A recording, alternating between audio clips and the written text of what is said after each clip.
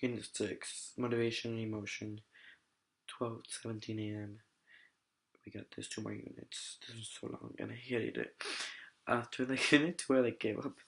Um, so there's three different types of motivations. There's biological, which is an inborn need. There's stimulus motivation, which would be the need for learning and information. And then there's learned, which is you learn stimulus, needs, and drives. Three is motivation. There's motivation itself is a need to initiate, sustain, direct, and terminate an action. So basically, while you do everything. Um, there's one, two, three, four, five different types. Yeah, five different type of motivation theories. There's the instinct theory, which basically says that we do things based on an instinct, instinctively, things that we have to do, consistent patterns of complex behaviors that everyone performs the same in the species. For example, a fixed action pattern. For example, one thing is fixed action pattern, which is a reaction to specific stimulus. Once we start it, we have to finish them. The baby mama situation. Evolutionary psychologists basically explain this as we did this in order to survive. Natural selection, we know what this is. Controversy with instinct theories basically is that it can explain the complexity of motive. Drive reduction theory. Drive reduction theory, I like this one. It basically says that we do things in order to fulfill a drive. So people are motivated by needs, drive, and response to goals. Needs are internal deficiency, drives are energized emotional state that pushes you to do something, and a goal is being satisfied. For example, you need to eat, which would be your need. You work, which is your drive, and your goal would be eating. Primary drive is buying food. Secondary drive would be working to getting the food. The controversy of this would be that it worked, but it didn't fulfill the human's behaviors of greed, love, and compassion. The other one is incentive theory. Incentive theories are external behaviors that motivate a behavior.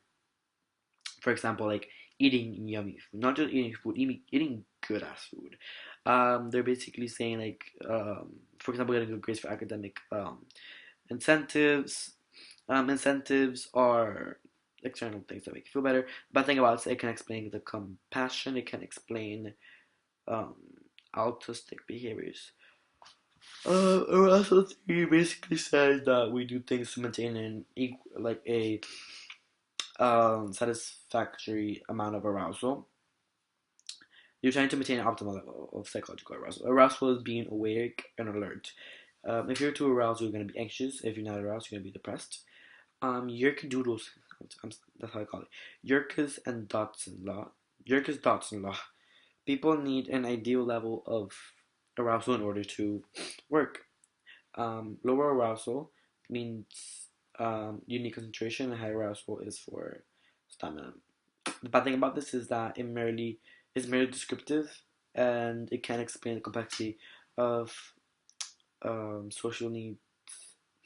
Now, this the self-actualization theory, which involves Maslow's pyramid, Maslow's rules, which talks about the hierarchy of needs, all the baloney.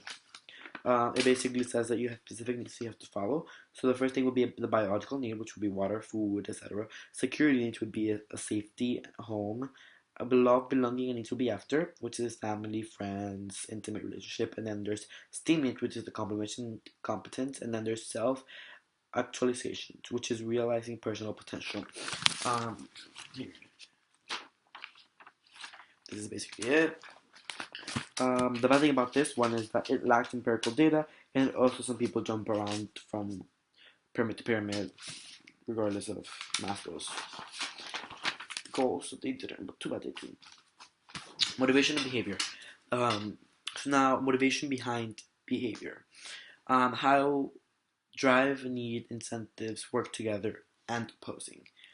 So eating, um, it's satiety would be the feeling of being full. Biological basis of hunger. Remember how we talked back in the units? I'm gonna come back to the awareness area, and I'm gonna come back to the Broca's area. Yes. So biological basis of hunger. Hungers drive someone to act the way that they do. They need nutrition. Now I'm gonna go biological. Orexinic or orexinic stimulates appetite. Chemicals of GHRLin and orexin They simulate hunger, producing the lateral hypothalamus. So lateral hypothalamus, hunger, lots of hunger, LH. It activates it basically, yeah. Norexenectic tell the body that it's full at the ventromedial hypothalamus, VMH.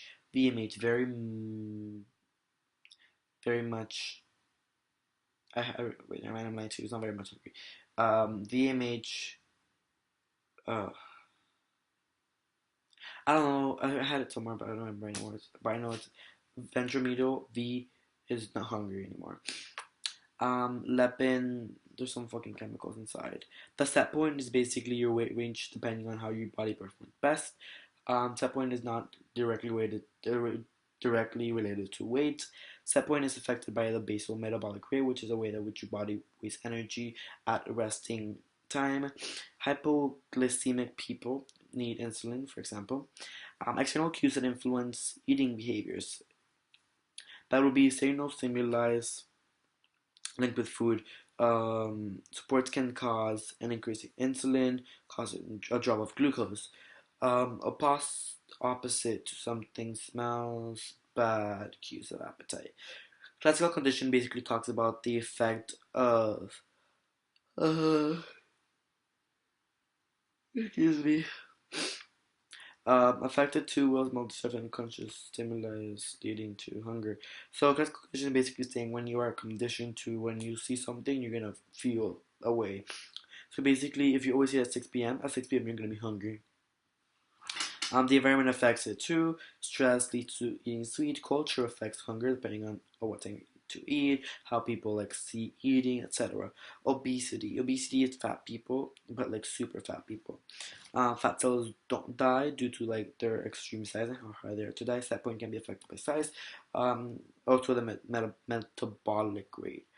Parents that give food to the kids just to make them shut up are basically influencing, doesn't make it worse. Sexual motivation. Now we're going to sex. We just finished eating, and we're going to go to sex. Okay, party. Sexual motivation.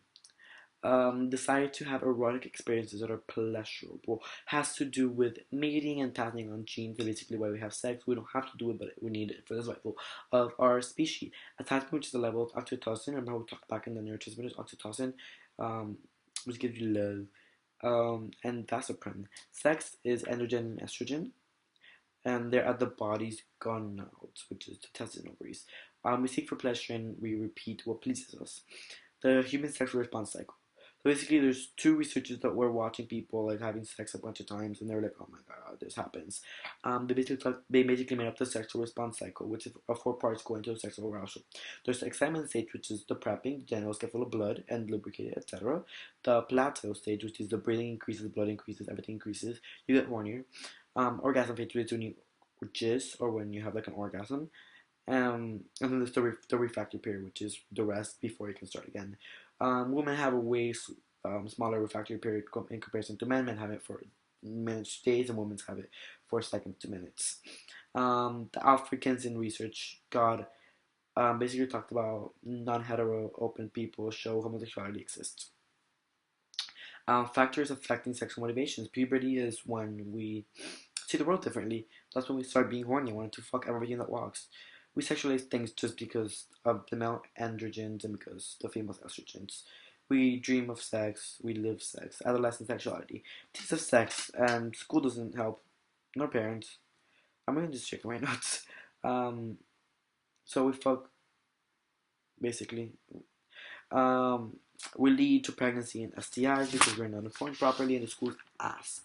Um, Sexual dysfunction and paraphilus.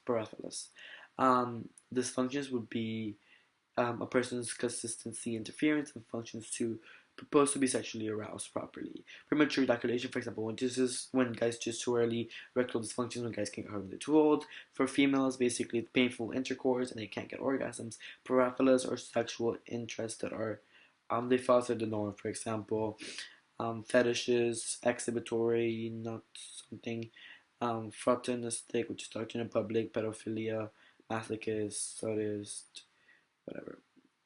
Sexual orientation. Sexual orientation.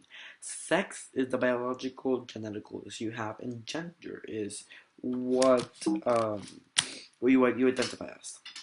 Sexual orientation is the sexual identity based on what gender you feel sexually attracted to. Non-hetero extends more than the LGBTQIAAP.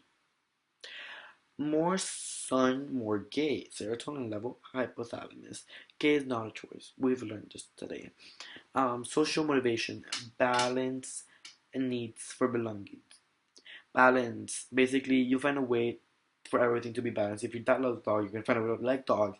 People feel iffy when they don't feel sad when they don't fit in. Motivation conflicts. Basically, conflicts are choosing between two things. There's approach situation, and then there's avoid situation. There's approach situation. Approach is two good things. Avoid are two bad things. Come on, you get the hang of it. Achievement motivations. There's high achievers, which is they do they do what set minds to. They learn a lot. They don't get discouraged. They apparently have super uber hard goals. And there's low achievers, which do the opposite of high achievers. Collective societies, they succeed in a group, and then individualistic societies achieve as a person. For example, the United States of America. Intrinsic and extrinsic motivation. Intrinsic is internal self-satisfaction, and extrinsic would be doing stuff just for the reward and punishment. So intrinsic would be doing stuff just because you want to, and extrinsic would be doing stuff because you're gonna get out of it from the extra stuff. Okay, this is part one. The rest we're gonna talk about emotion and stuff in the next video.